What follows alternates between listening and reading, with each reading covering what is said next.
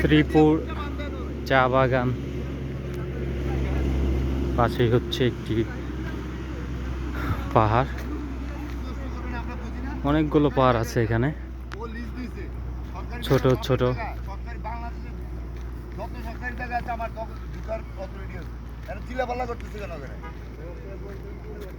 সারা তো আপনি নষ্ট করতেছেন এখানে।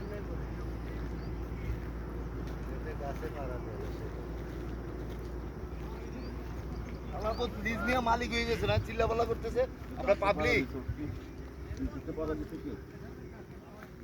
একবার মুখটা চিপা দিয়ে বাইন্দা একবার নিয়ে চলে যাবো, একবার নিয়ে ওইখানে নিয়ে পিড়া মুদরে পাশার ভিতরে বাড়িতে